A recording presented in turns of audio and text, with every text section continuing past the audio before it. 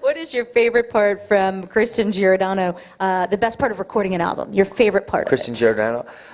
You know, I think it's playing it for random people. I think it's getting something that I feel like I feel like is special, and then when I'm traveling on an airplane, I'll meet some nice person, you know, who's a lawyer or, you know, going home to see your kids for the holidays or something, and I'll ask if they want to hear the new stuff, and I'll play it for them. And sometimes it's funny because my manager, who is here tonight, he'll laugh at me and he'll say, "Oh, you're a poller. You like to poll people all the time. You want to know what everyone's thinking." But, you know, for me, it kind of is. It makes more sense to poll the average person who actually goes out and buys a record than a record executive or somebody in the business who's you know, heard it all. I like playing my records for people. So, you know, guys working on my house, if I've got the plumber over, or seriously, or if I've got the girl who takes, you know, the housekeeper or whatever, I'll just sit with her and play this stuff. How do they react when you say, "Hey, can I play this for you"? You know what? The funny thing is I will say to them, I will say, "Listen, I know your natural instinct is going to be nice, and you're going to want to tell me nice things and say, but it's not going to help me. So I need you, if I write a song, tell me, does it impact you, or do you just go, oh, it's nice, huh?"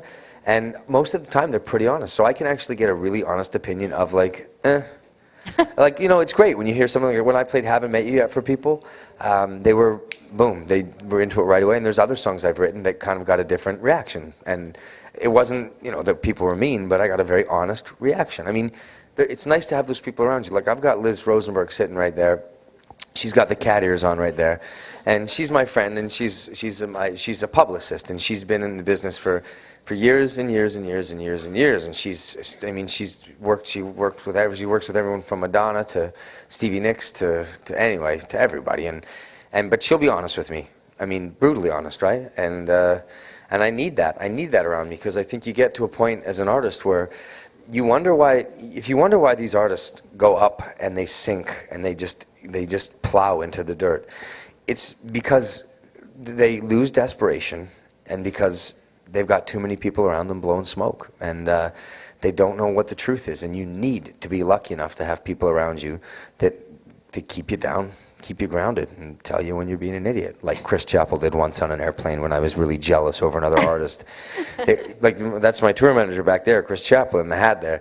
And we were on an airplane once, and I watched a video for this up-and-coming artist who was getting really gigantic, and I had a little, just a temper tantrum of like, I should be doing that. I am going to be the greatest. And he basically said, "You sound like an idiot. Your mom and dad raised you better than that." So it's good to have people around you. That's my favorite part about making a record. Who was your best everyman critic then? My manager is pretty up there. He's, you know, the similarity too between all these people I'm talking about is that they love music. They love music, and they don't just love one style of music. They love all styles of music, and they love me too. So it's, you know, they want it to be good for me, so that they know that, you know, the truth is going to, you know, is ultimately going to set me free. Actually, as a matter of fact, they love me so much that I can hear them screaming backstage right now. "Hey, Bruce, Holly, we can hear you, dorks." What? All right, how about someone else from the audience? There we go, No more right Terry, there, seriously. in the red. This girl in the red. Yes. If you could transform any animal, what animal would you transform? Sorry. The question was, in case you couldn't hear for this, was if you could transform into any animal, which animal would it be? Oh, man. God, let's pick a good animal. I've never really thought about that. Something majestic. Something majestic, like the ant. I don't know. I don't know. I really don't know. I don't think a fish, because I'd be scared of drowning, even though I could probably breathe under there. I don't know. Oh, gosh, I don't know. Questions he's never been asked Yeah, before. what am I, stupid? Of course I know. I would be a bird. Totally. Yeah, you'd want to fly and play that Nelly Furtado song all the time. While you're doing it. Like a bird, It's good to have be an animal and have your own theme song. Yeah, a bird. That's always an easy question that I just made too hard. Totally, I'd be a bird. Doesn't everyone? I have dreams every night where I fly. Every night I have flying dreams. So, And from Amanda right. in Mineral Wells. Can I ask them a question? Sure, go ahead. Because I'm kind of curious about this. Absolutely. Does anyone else have flying dreams here? Or am I the only one? You do have them really, though? Like when you're a kid or now? No, not when you're a kid. Anybody now have flying dreams? You do? You do too? But is it, do you have control of yourself when you're flying? Or you do? That's how you feel it? You're swimming? And what about you? You just fly like Superman fly. So it's like for me. For me, it's really good. It never used to be when I was a kid. It used to be uncomfortable, but It's I have very them free. all the time. Now, sometimes, well, in the last few years, I have people chase me and stuff, and I'll fly down behind them, and I'll grab them by their shoulders, and I'll fly up as fast as I can, and then I'll drop them. It's the absolute truth. I'm just telling you. I guess you have more control over your flying than you Yeah. used to. From Mineral Wells, Amanda wants to know what's your favorite meal? My favorite meal is,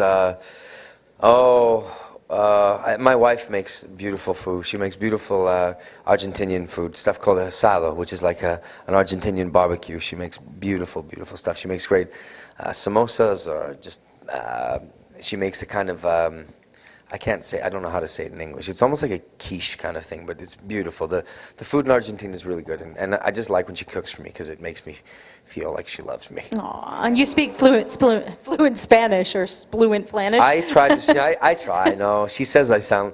She. She thinks it's cute? No, she said you sound like a caveman when you talk. I can't conjugate the verbs very well. It's really difficult. Like, I mean, I'm from Canada, so we don't have Spanish people there. We don't have. I mean, we grew up and there's French. You learn French or English, and you know what I mean, and not Spanish. So, for me, there was like no Spanish. So now I can tell you how I feel or what I need, or you know. But no, I have very. In a caveman limited, sort of way. In a very limited conversational way. One yes. more last question. This came from Alan. He wants to know, if you weren't a singer, you would be? I would be probably a stand-up or an actor. Yeah. And you can be all three of those. That's the kind of wonderful what thing about it. I'm more. It's weird too. Sometimes I'm more comfortable with that than the actual music. Weirdly enough, so. So that's what we have to look forward to. We've got you. First of all, Michael has a book too. I don't know if you guys know this. It's called On Stage, Off Stage. It's kind of like almost a diary, very personal pictures. No? Yes, it's wonderful. Please go and get it. He's going to be on 60 Minutes. He has his NBC special coming up on Michael Bublé Christmas, which is December 6th. November 30th is the tree lighting Yep. for Rockefeller Center, the Christmas tree. That's right. Not only 60 Minutes too, but I'm also on Dateline to catch a predator. Chris Hansen's going to come knocking on his door. What did you think you were coming to do tonight? I was just bringing us a beer. And of course, Thought she was 18. Michael Bublé's Christmas is out now on the album. There's the CD and then the extended version of it as well. Merry Christmas, everybody. Thank Happy you. holidays. Happy Hanukkah, too.